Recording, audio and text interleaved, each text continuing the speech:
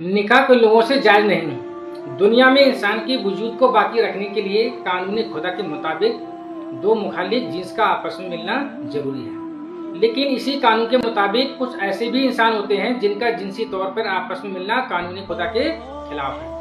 अल्लाह रब्बुल इज्जत इरशाद फरमाता है, हराम हुई तुम पर तुम्हारी माएँ और बेटियां और बहनें और फूफियाँ और खालाएं और भतीजियां और भांजियां और तुम्हारी माएँ जिन्होंने दूध पिलाया और दूध की बहनें औरतों की माएँ।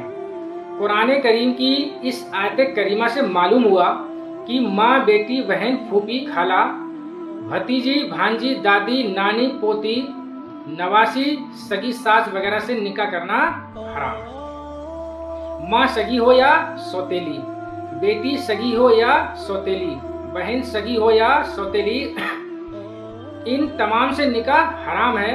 इसी तरह दादी परदादी, नानी परनानी, पोती परपोती, नवासी परनवासी, बीच में चाहे कितने ही पुश्तों का फासला हो, इन सबसे निकाह करना हराम है। फूफी, फूफी की फूफी, खाला, खाला की खाला, भतीजी, भांजी और भांजी की लड़की या उसकी नवासी या पोती, इन तमाम से भी निकाह हराम है। मसला जिना से पैदा हुई बेटी, उसकी पोती, उसकी नवासी, इन तमाम से भी निकाह करना हराम है।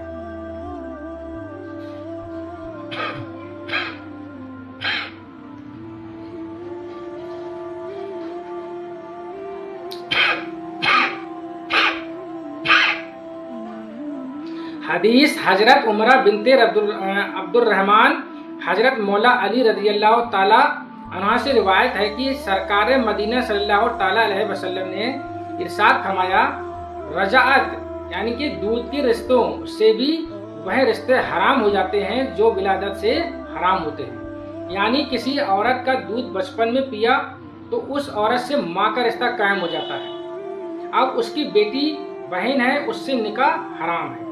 हासिल कलाम यह है कि जिस तरह सगी माँ के जिन रिश्तों से शरीयत में निकाह हराम है, उसी तरह दूध पिलाने वाली औरत के उन रिश्तों से भी निकाह हराम है।